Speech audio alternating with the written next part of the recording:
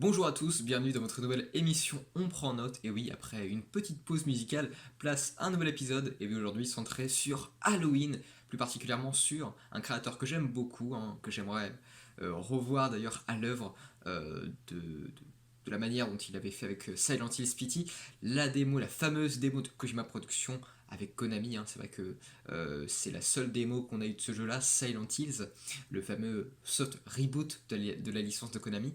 Euh, quel, quel moment effrayant, quel moment effrayant. Je me rappelle encore, j'ai pas du tout gardé la démo sur PS4, mais quand j'avais joué à Silent Hill Pity, le fameux teaser jouable, quel moment de frayeur mélangé à de l'énigme, des moments de tension. En fait, pour moi, c'est un jeu, ce jeu est une pure énigme. Même encore aujourd'hui, on théorise encore dessus parce que justement, quand on a démarré ce jeu-là, on ne savait pas du tout à quoi s'attendre. On démarrait dans un couloir, puis un autre couloir, et on s'est rendu compte à la fin que c'était toujours le même couloir, mais qui changeait en fonction de comment dire de l'époque, peut-être du temps. On savait pas trop pourquoi ça changeait tout le temps, pourquoi telle ou telle lumière changeait, tel ou tel couloir changeait alors que c'était le même. C'était bizarre, et pour moi c'est ce qui rend un jeu d'horreur effrayant. C'est à dire que pour moi l'horreur c'est l'inconnu en fait. Ce qui fait le plus peur à l'homme c'est l'inconnu, et c'est ce qu'il avait dit d'ailleurs, enfin souligné lors d'une interview consacrée à son jeu Death Stranding, son dernier jeu sorti le 8 novembre 2019 avec Kojima Productions, donc en studio indépendant cette fois-ci parce il avait été renvoyé, je vous le rappelle, de Konami en 2015. Voilà. Donc suite à cette démo, c'est vraiment son dernier bébé avec Metal Gear Phantom Pain, donc Metal Gear Solid 5. Donc quand il a fait Silent Hill Pity, donc cette démo qu'il a montré aux joueurs, euh, des théories, du débat, même on trouve encore aujourd'hui des indices quand on joue à la démo qui nous apportent pas des cinématiques en plus, mais des comment dire, des petites choses cachées, des petits secrets. Donc moi c'est vraiment un truc impressionnant. Et justement, comme on est dans cette période Halloween, vous savez, si vous suivez l'actualité, j'ai pas fait de grosses vidéos sur la chaîne parce que je voulais pas vraiment m'attarder sur ça, mais parce qu'il y avait aussi d'autres vidéos à faire entre temps, dont celle-là, donc voilà. Je me suis dit, je vais attendre un peu. Mais vous avez suivi l'actualité, Kojima Productions recrute pour un nouveau titre. Voilà. Donc toujours chapeauté par Kojima, game designer nippon très très connu. Voilà, je vous le rappelle, je vous fais pas sa vidéographie, mais il a fait les Metal Gear, il a fait les Policenauts, il a fait Death Stranding plus récemment. C'est comme quelqu'un de talentueux, voilà, qui propose quelque chose à chaque fois de très philosophique, très recherché. Parfois, faut avoir vraiment un esprit très ouvert pour jouer au jeu de Kojima, je pense, parce que c'est quelque chose d'assez particulier, d'assez original.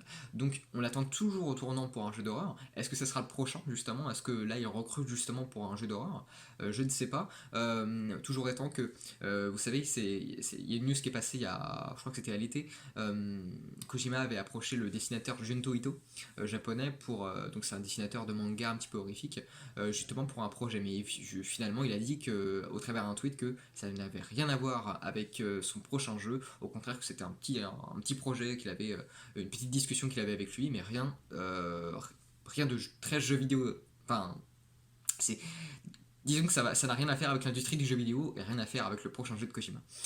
Donc, on espère tous que ça sera vraiment un jeu très effrayant, puisqu'il a dit en ce moment, il regarde beaucoup de films, il lit beaucoup de livres, et il écoute beaucoup de musique assez effrayante, assez oppressante, pour nous pondre le jeu le plus effrayant de tous les temps.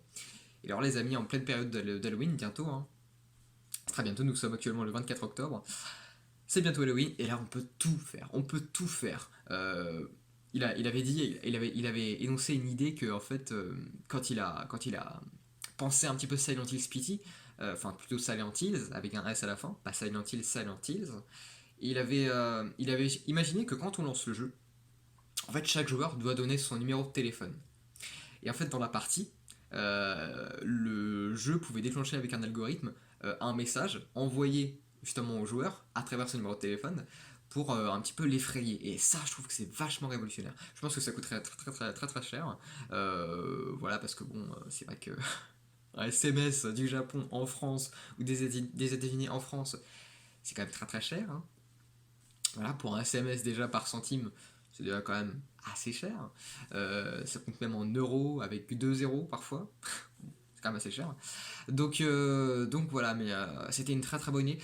Euh, pour moi, le problème parce qu'à l'époque, quand Kojima avait fait Silent Hill PT, il avait travaillé avec Konami. Le problème, quand on travaille avec ce genre de grosse marque, on n'a pas toute la liberté créative en fait. Et donc là, je pense que comme il est indépendant, maintenant il peut faire ce qu'il veut sous l'égide commerciale de PlayStation ou de Microsoft, à voir s'il y a des rachats qui sont envisagés.